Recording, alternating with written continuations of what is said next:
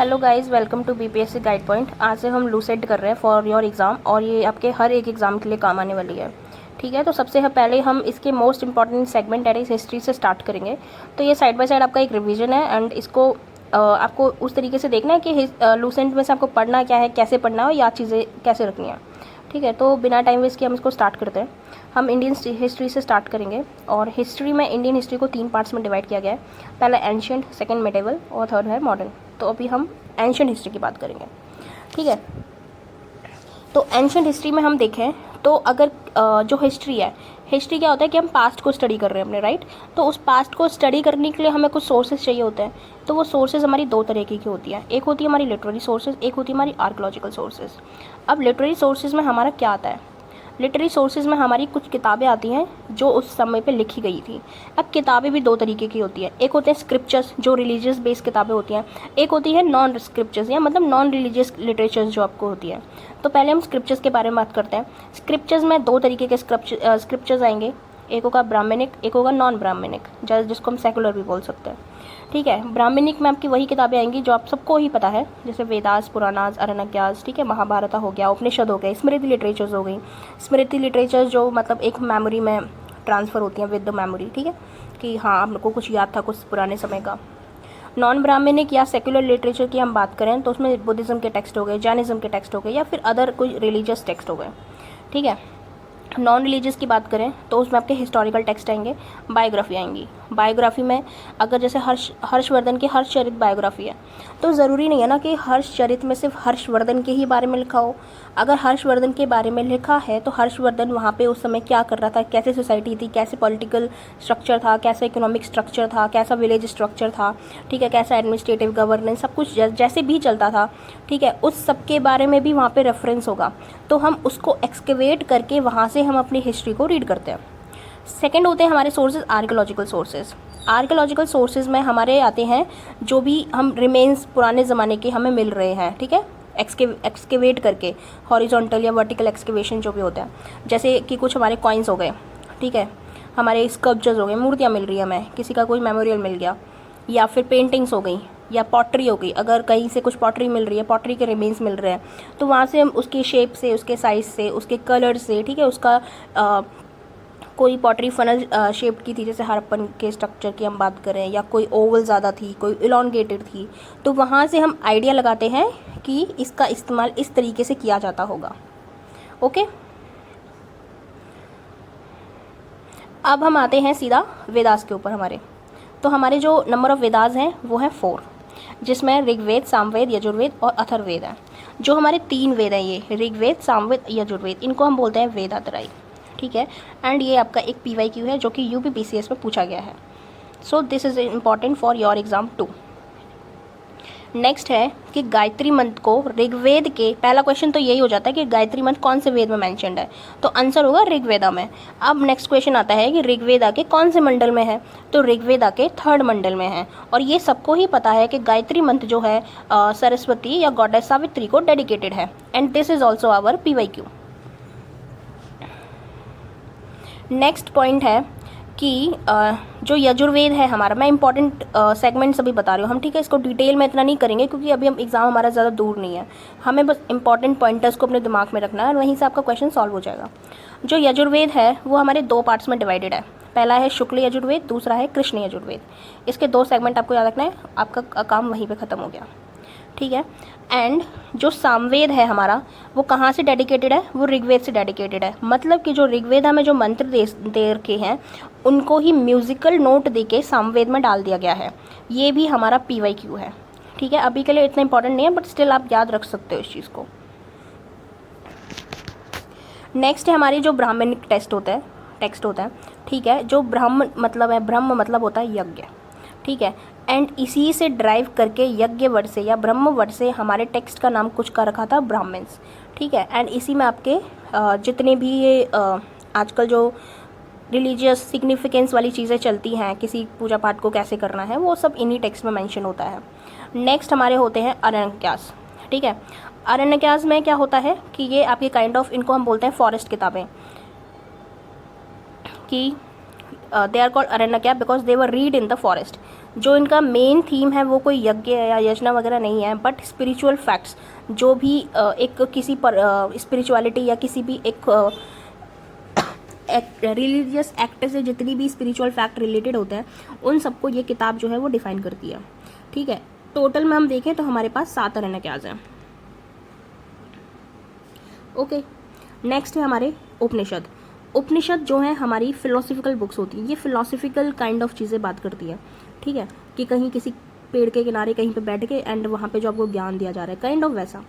ठीक है, जैसे उपनिषद मतलब नियर और निषद मतलब सिट, तो the secret knowledge that is acquired by sitting near the teacher, उसको हम बोलेंगे उपनिषद। ओके, तो और ये क्वेश्चन आता है कि हमारे जो ओल्डेस्ट फिलोसफिकल आइडियाज़ हैं वो हमें कहाँ से मिलते हैं, तो वो हमें उपनिषद से मिलते हैं। ये चीज़ें हमें ये चीज़ें याद रखनी है। एंड नेक्स्ट है कि जो नेशनल मोटो है हमारा सत्यमेव जयते, वो हमने कहाँ से लिया है, वो हमने मुंडक उपनिषद से लिया है। एंड आप ये देख सकते हो कि ये क्वेश्चन बार बार रिपीट हुआ है एंड ये अभी भी इम्पॉर्टेंट है। तो सत्यमेव जयते मुंडक उपनिषद से लिया है, जो कि हमारा एक नेशनल मोटो है किसका, इंडिया का। टोटल नंबर ऑफ उपनिषद कितने हैं, 108। ओके, टोटल नंबर ऑफ अरण्यकाज कितने थे, 7, और टोटल नंबर उपनिषद कितने, 108। उपनिषद की बात की जाए तो इनमें जैसे कि हम बात करते हैं ना, कभी कभी बैठ जाते हैं कि आत्मा क्या है, मतलब एक होता है ना सेल्फ एनालिसिस। ठीक है, अल्टीमेट रियलिटी क्या है दुनिया की, कर्म क्या है, योग क्या है, उन सब के बारे में ये उपनिषद जो है बात करता है। जो लार्जेस्ट एंड द शॉर्टेस्ट उपनिषद जो है, लार्जेस्ट कौन सा है, बृहदनायिका। ठीक है, एंड शॉर्टेस्ट कौन सा है, मंडूक्य। ये दोनों हमारे इंपॉर्टेंट है, इसको स्टार्ट करके याद करना कि Brihadaranyaka is the largest Upanishad and Mandukya is the shortest Upanishad. ठीक है, the earliest mentioned of the Vedanga is in Mundaka Upanishad. Shankaracharya wrote bhashya for 10 Upanishad. ये इतना इंपॉर्टेंट नहीं है, बट हमको याद रखना लार्जेस्ट एंड शॉर्टेस्ट कौन सा है। ओके, अब हम वेदांगा की बात करेंगे। ये हमारे वेदास के लिम्स होते हैं कुछ, तो 6 वेदांगाज है हमारे, शिक्षा, कल्प, व्याकरण, निरुक्त, ज्योतिष और छंद। ठीक है, छंद बोलते हैं इसको हम, सॉरी। अब हमारे कुछ और होते हैं, जैसे कि सूत्र लिटरेचर होती है, जिसको कि वैदिक लिटरेचर के साथ ही इंटैक्ट कर दिया गया है। ठीक है, ये इतना इंपॉर्टेंट नहीं है, बट थोड़ा सा एक याद रख लें कि जो सूत्र हैं या फिर जो हमारे जो कल्प हैं उनको 3 पार्ट्स में डिवाइड किया गया, शौरठ सूत्र, गृह सूत्र, धर्म सूत्र। जो शौरठ होगा वो सेक्रीफाइस कर जो रिचुअल्स होंगे उनके बारे में बात करेगा। जो गृह सूत्र होगा वो डोमेस्टिक रिचुअल्स जितने भी होते हैं, गृहस्थी के जो रिचुअल्स होते हैं उनके बारे में बात करेगा। जो धर्म सूत्र है वो धर्म के हिसाब से कैसे चलना है, आपकी क्या रिलीजियस सोशल पॉलिटिकल ड्यूटीज़ या अकॉर्डिंग टू द धर्म, उसके बारे में बात करेगा। ठीक है, और कुछ हमारी स्मृतिज़ हैं जो इम्पॉर्टेंट है, जैसे मनुस्मृति हो गई, यज्ञवल्क्य हो गई, ठीक है, नारद स्मृति हो गई, बृहस्पति स्मृति हो गई। एंड जिसमें जो स्मृति है वो बहुत ज़्यादा पुरानी और ऑथेंटिक स्मृति मानी जाती है। ठीक है, मनुस्मृति के जो कमेंटेटर्स हैं वो थोड़ा दिमाग में रख सकते हो, जैसे मेधातिथि, गोविंदराज बारूची और कल्लुक भट्ट।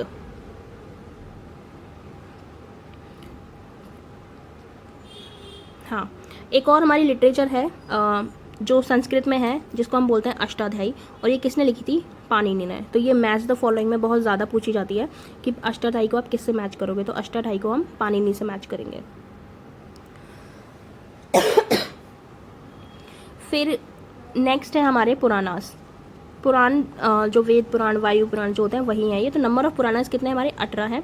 और जो वर्ड पुराण है वो हमारा कौन से वेदा में मिलता है, अथर्ववेद में मिलता है। एंड नंबर ऑफ पुराण जो है हमारा PYQ में ऑलरेडी पूछा हुआ है पहले, तो इसको याद रखना है थोड़ा सा।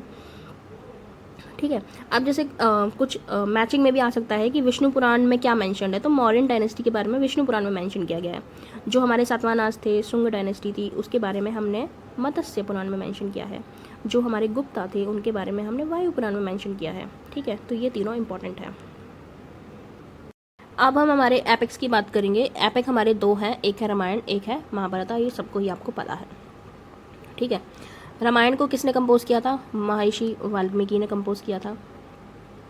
ठीक है, अब इसके बाद इतना ऐसा इंपॉर्टेंट नहीं है। महाभारत का आपको पता ही है कि वेदव्यास जी ने इसको कंपोज किया था। ठीक है, अब हम सीधा आते हैं हमारे जो सेक्युलर लिटरेचर्स है। तो सबसे पहले सेक्युलर लिटरेचर में या ब्राह्मणात या नॉन ब्राह्मणिक लिटरेचर्स में जो हमारी लिटरेचर है वो है बुद्धिज्म से रिलेटेड। ठीक है, तो जो मोस्ट एंशियंट बुद्धिस्ट लिटरेचर है वो हमारी 3 पिटक है, 3 पिटक। ठीक है। अब इस त्रिपिटक में इस तीन के पिटारे में कौन कौन सी पिटक आती हैं? पहली आती है सुत्त पिटक, दूसरी विनय पिटक, तीसरी है अभिधम पिटक। और ये तीनों के नाम याद रखना बहुत ज़्यादा इंपॉर्टेंट है, पेपर में ये पूछे जाते हैं। ठीक है। अब नेक्स्ट क्वेश्चन है कि इंसाइक्लोपीडिया ऑफ बुद्धिज़्म किसको कहेंगे? तो इंसाइक्लोपीडिया ऑफ बुद्धिज़्म हम कहेंगे सुत्त पिटक को। ठीक है। अब हमारा नेक्स्ट है कि क्वेश्चन आ जाता है कि जातक में क्या मेंशन्ड है। तो जातक में जो बुद्धा थे उनके जो प्रीवियस बर्थ थे, पुराने जन्म जो उनके थे, उनके बारे में जातक में मेंशन्ड है। ठीक है। और जो हमारे बुद्धिस्ट टेक्स्ट हैं वो कौन सी लैंग्वेज में मेंशन्ड है? पाली लैंग्वेज में। क्वेश्चन में कहीं कहीं आता है प्राकृतिक या संस्कृत, तो संस्कृत बाद में आया था जब महायान बुद्धिज़्म था, बट जब ये पुराना बुद्धिज़्म चल रहा है, हीनयान जिसको हम बोलते हैं, वहाँ पे ऑथेंटिक जो लैंग्वेज थी वो पाली लैंग्वेज यूज़ होती थी। ठीक है। आगे जाके बुद्धिज़्म के रिगार्डिंग कुछ और टेक्स्ट आए थे जिसका नाम था दीपवंसा और महावंसा। ये हमारी मॉडर्न हिस्ट्री के बारे में बताते हैं। एंड इसमें ये जो टेक्स्ट है ना, ये श्रीलंका को भी इसमें मेंशन किया गया है। श्रीलंका में जब अशोका जी ने अपने बच्चों को भेजा था तो वहाँ पे इनको काइंड ऑफ लिखा गया था, तो उसमें उसका ही मेंशन है, इसीलिए मॉडर्न हिस्ट्री भी उसमें मिलती है। और एक और याद रखना है कि जो महावस्तु है, ललित विस्तारा है, इनको संस्कृत में लिखा गया है। क्वेश्चन में मैचिंग में आ सकता है या जैसे भी पूछा जाए स्टेटमेंट वाइज कि Lalit Vistara is in Pali language, तो वो क्वेश्चन गलत हो जाएगा। ललित विस्तारा एक संस्कृत में है, लेकिन संस्कृत में होते हुए भी ये एक बुद्धिस्ट टेक्स्ट है, क्योंकि बुद्धिज़्म उस टाइम पाली लैंग्वेज को बहुत ज़्यादा प्रमोट करता था, because it was a local language. तो लोकल लोगों से कनेक्ट करने के लिए उन्होंने संस्कृत को छोड़ के पाली को अपनाया था। बट जब महायान बुद्धिज़्म आया, जब लेटर टाइम में बुद्धिज़्म अपने जो डिमिनिशिंग टाइम पे था, ठीक है, उसका जब डिग्रेडेशन हो रहा था काइंड ऑफ, तो वहाँ पे संस्कृत को भी अपना लिया गया था, अडॉप्ट कर लिया गया था। तो उस टाइम पे ये टेक्स्ट लिखे गए थे, तो ये संस्कृत में थे। एंड ये महात्मा बुद्ध की जो लाइफ स्टोरी है उसको पूरा बताते हैं। ओके। अब हम जैन लिटरेचर पे आते हैं। तो जो जैन लिटरेचर है उसको एक टर्म दिया गया है अगम। अगम मतलब जैन लिटरेचर। अब जैन लिटरेचर में एक नाम है भगवती सूत्र, याद रखना है, ये जैन से रिलेटेड है, जैनिज्म से। दूसरा है हमारा कल्प सूत्र। ठीक है। इसमें भी अर्ली हिस्ट्री बताई जाती है किसकी? जैनिज्म की। एंड कल्प सूत्र को किसने कंपोज किया था? भद्रबाहु ने। ये एक इंपॉर्टेंट क्वेश्चन है आपका, ये मैचिंग में या कहीं पे भी पूछा जा सकता है, तो इसको याद रखना है कि कल्प सूत्र वॉज कंपोज बाय भद्रबाहु। ठीक है। जैन टेक्स्ट वर कंपोज्ड इन प्राकृतिक language and Buddhist text were composed in Pali language. तो दोनों चीज़ें याद रखनी है। एक और टेक्स्ट याद रखना है जैन में जिसका नाम है परिष्ट परवान। ठीक है। एंड इसको लिखा किसने था? किसका था ये? हेमचंद्र का। तो हेमचंद्र का परिष्ट परवान, एंड परिष्ट परवान इज अ जैन स्क्रिप्चर। ठीक है। तो इस छोटे से पैरा में हमारे 3-4 क्वेश्चन जो हैं वो कंप्लीट हो चुके हैं। अब हम कुछ अदर हिस्टोरिकल टेक्स्ट की बात करेंगे, जिसमें कि एक मोस्ट इंपॉर्टेंट टेक्स्ट है आपका अर्थशास्त्र। ठीक है। अर्थशास्त्र एक इंडिया का फर्स्ट पॉलिटिकल टेक्स्ट है, जिसमें इंडिया की पुराने ज़माने की या मौर्यन एम्पायर की पॉलिटिक्स के बारे में, पॉलिटी के बारे में पूरा तरीके से बताया गया है। ठीक है। तो अर्थशास्त्र इंडिया का फर्स्ट पॉलिटिकल टेक्स्ट। नेक्स्ट किताब है मुद्रा राक्षस। ये किसने लिखी है? विशाख दत्त ने। ठीक है। फिर एक और किताब है कथा सरित सागर, ये है सोमदेव की। फिर एक और किताब है बृहद कथा मंजरी, ये है शमनेन्द्र की। ये तीनों चीज़ें याद रखना बहुत इंपॉर्टेंट है। मुद्रा राक्षस सबको ही पता है विशाख दत्त की है, बट ये और ये नहीं पता है, सॉरी ये। ठीक है। तो कथा सरित सागर किसकी थी? सोमदेव की। और बृहद कथा मंजरी किसकी थी? शमेंद्र की। ठीक है। ये भी इंडियन हिस्ट्री के बारे में बताते हैं। एक और किताब है जो कश्मीर में लिखी गई थी 11वीं सेंचुरी में, जिसका नाम है राजतरंगिनी, यानी किसके बारे में? कलन के बारे में है। ठीक है। ये एक PY की हमारा तो इसको याद रखना है। अब हम कुछ अपने फॉरेन ट्रैवलर्स की किताबें पढ़ेंगे, क्योंकि जो एंशियंट पॉलिटिक्स थी या एंशियंट जो भी टाइम पीरियड था, एंशियंट हिस्ट्री थी, वहाँ पे बहुत ज़्यादा हमारा ना रिच कल्चर था। तो उसको पढ़ने के लिए, जानने के लिए, उसको इधर उधर स्प्रेड करने के लिए, ठीक है, बहुत सारे जो फिलोसोफर्स थे इन एंड अराउंड इंडिया, वो इंडिया में आते थे। ठीक है। तो बहुत सारे ट्रैवलर्स की एक अट्रैक्टिव डेस्टिनेशन हुआ करती थी इंडिया, तो जिसमें कि आए थे ग्रीक एंड रोमन ऑथर्स। ठीक है। तो उसी में जो एक किताब है details provided by Alexander contemporaries, जो अलेक्जेंडर के टाइम पे जो उसके कंटेम्प्रेरी आए थे वो भी इंडिया की हिस्ट्री के बारे में बताते हैं। अब जैसे इंडिया के अंदर 3 एम्बेसडर आए, पहला था मेगास्थनीज, दूसरा था डेमेस्कस और तीसरा था दियोनिसियस। ठीक है, इन्होंने अलेक्जेंडर के बाद इंडिया में मतलब बहुत अच्छी चीज़ें लिखी हैं, अच्छी चीज़ें इन द सेंस कि जहाँ से हम इंडिया की हिस्ट्री को डिराइव कर सकते हैं, जहाँ से हम इंडिया को थोड़ा जान सकते हैं। ठीक है, मेगास्थनीज किसका एम्बेसडर था? सेल्यूकस निकेटर का, जो चंद्रगुप्त मौर्य के टाइम पीरियड में आया था। अभी हम सिर्फ रिलीजियस सिग्निफिकेंस या रिलीजियस किताबें पढ़ रहे हैं, अभी हम इनके बिहाइंड द स्टोरी नहीं जा रहे हैं कि मेगास्थनीज इंडिया में कैसे आया, अलेक्जेंडर कहाँ पे आया, क्यों आया, किससे फाइट हुई। वो हम जब आगे रेस्पेक्टिव चैप्टर्स आएंगे, एक एक अपने अपने एम्पायर के पॉलिटिकल हिस्ट्री आएगी, वहाँ पे हम उस चीज़ को डिटेल में पढ़ेंगे। अभी हम सिर्फ सोर्सेज पढ़ रहे हैं, तो बिहाइंड द स्टोरी जाने की अभी इतनी नीड नहीं है, क्योंकि वो हम आगे आगे चैप्टर में जैसे जैसे बढ़ेंगे वैसे वैसे कवर करते जाएंगे। तो अभी सिर्फ ये जो चीज़ें चल रही हैं ये आपकी एक रोट वाली चीज़ें हैं कि आपको सिर्फ रटना है। ठीक है, मेमोरी में रखना है अपने कि मेगास्थनीज आया था, कहाँ किसका एम्बेसडर था, सेल्यूकस निकेटर का था। PYQ है ये। ठीक है, मेगास्थनीज की एक किताब हुआ करती थी जिसका नाम था इंडिका। इंडिका में किसका मेंशन है? मॉडर्न सोसाइटी का, कंटेम्प्रेरी जो स्टेम थी, ठीक है, मॉडर्न कल्चर का। तो उससे हमें वहाँ से चीज़ें पता चल रही हैं, इतना ही याद रखना है, इसमें और कुछ याद नहीं रखना है एज सच। ठीक है, जो डेमेस्कस था वो किसके कोर्ट में आया था? बिंदुसार के टाइम पीरियड में आया था। जो दियोनिसियस था वो भी मॉडर्न कोर्ट में आया था, बट इसका भी जो एज सच कौन किसके किंगडम में आया वो इतना मेंशन नहीं है। ठीक है, टॉलेमी की एक किताब है ज्योग्राफी, ये भी याद रखना है। प्लिनी की किताब है नेचुरल हिस्टोरिका। ठीक है, नेचुरल हिस्टोरी में क्या है कि इंडिया के एनिमल्स, ट्रीज, मिनरल्स, मतलब इंडिया की एक बेसिक तरीके से नेचुरल रिसोर्सेज या जोग्राफिकल जो हमारी रिचनेस है उसके बारे में बताया गया है। ठीक है, फिर नेक्स्ट हमारी जो एक किताब रखनी याद रखने की चीज़ है वो है कि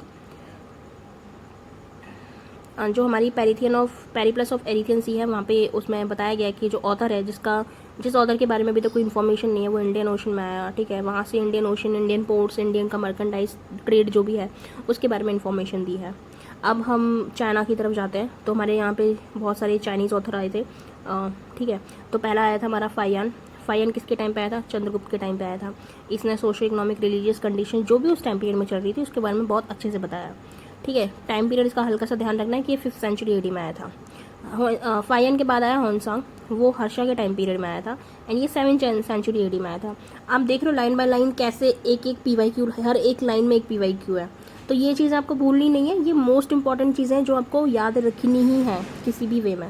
ओके, तो फाइयान किसके टाइम पे आया? चंद्रगुप्त के टाइम पे आया। होनसांग किसके टाइम पे आया? हर्षा के टाइम पे आया। ठीक है, सॉरी।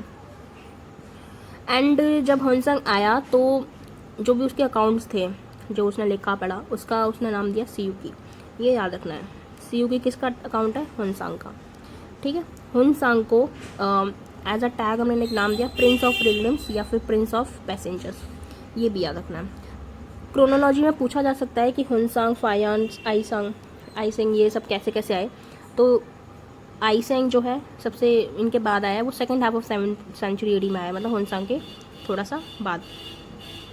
ठीक है, एंड जो आइसांग है उसने विक्रमशिला, नालंदा, अपनी ये जो यूनिवर्सिटीज़ हैं, ठीक है, इंडिया में कैसे कपड़े पहने जा रहे हैं, क्या खाया जा रहा है, क्या पहना जा रहा है, ये सब इसने अपने अकाउंट में मेंशन किया है।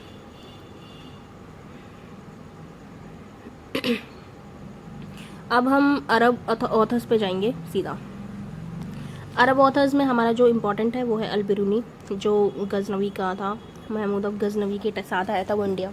ठीक है, इसने अपनी एक किताब लिखी थी तहकीक मा इल अल हिंद, या फिर हम इसको बोलते हैं शॉर्ट में किताब उल हिंद। ठीक है, ये बहुत इंपॉर्टेंट किताब है। इसमें जो उस टाइम के जो राजपूत किंगडम्स थे उनकी सोसाइटी, उनका रिलीजन, इकोनॉमिक, पॉलिटिक्स, कस्टम कैसा चल रहा था उसके बारे में इसने सब मेंशन किया है। किसने? अल-बिरूनी ने। कौन सी किताब है? Kitab ul Hind. This is also our PYQ। Al-Biruni जो था वो बहुत ज़्यादा पढ़ा लिखा इंसान था, काइंड ऑफ। उसको astronomy, mathematics, science, Arabic, Persian, Sanskrit सब आती थी। ठीक है, एक और अरब ट्रैवलर है सुलेमान, जो इंडिया में आता है 9th सेंचुरी में। ठीक है, एंड ये कौन से किन के टाइम पे आ रहा है? ये पाल और प्रतिहार के टाइम पीरियड में आ रहा है। तो जब इनके टाइम पीरियड में आ रहा है तो ऑब्वियसली इन्हीं के टाइम की जो इकोनॉमिक पॉलिटिकल कंडीशन चल रही है उन्हीं के बारे में बताएगा ये। ठीक है, फिर हमारे कुछ और फॉरेन ट्रैवलर्स हैं जो इंपॉर्टेंट है। एक है हमारा इब्न बतूता, जिसकी किताब थी रहला। रहला कौन सी लैंग्वेज में लिखी है? अरबिक में लिखी है। एंड एक और था हमारा अल मसूदी, जो बगदाद से आया था एंड ये राष्ट्रकूटा के टाइम पीरियड में आया था, तो ये भी हमें याद रखना है। ओके, एक बार हम इसका फिर से रिवीजन कर लेते हैं। अल बुरूनी आया महमूद ऑफ गजनवी के साथ, ठीक है, इंडिया में आया राजपूता टाइम पीरियड में। किताबुल इसकी किताब थी, उसके बारे में, सोसाइटी के बारे में पूरा इसने मेंशन किया है। फिर हमारा एक और ट्रैवलर आया था सुलेमान। सुलेमान हमारा 9th सेंचुरी में आया था, पाल और प्रतिहार के टाइम पीरियड पे। नेक्स्ट हमारा ट्रैवलर था अल मसूदी, जो कि राष्ट्रकूटा के टाइम पीरियड में आया है। सॉरी। नेक्स्ट हमारा ट्रैवलर है इब्न बतूता, जो मोहम्मद बिन तुगलक के टाइम पीरियड पे आया था एंड इसने किताब लिखी थी रहला, जो कि अरबिक में लिखी गई है। ठीक है। फिर एक और है हमारा तारानाथ। तारानाथ हमारे एक टिबेटियन राइटर है, इसको याद रखना, हम तारानाथ से इसको इंडियन कंसिडर कर सकते हैं, but he was a Tibetan writer and इसने किताब लिखी थी कंग्यूर एंड तेंग्यूर। ये दोनों जो किताबें हैं ये हमें याद रखनी है। ओके। नेक्स्ट हमारा राइटर है मार्को पोलो सॉरी, जो पांड्या डायनेस्टी के टाइम पीरियड में आया था। तो हमारे आर्कियोलॉजिकल सोर्सेज हम कल करेंगे, लिटरेरी सोर्सेज हमारे सारे हो चुके हैं। जो जो मैंने इंपॉर्टेंट बताया उसको प्लीज़ याद रखना, बहुत ज़्यादा इंपॉर्टेंट है। Okay, so see you in the next video.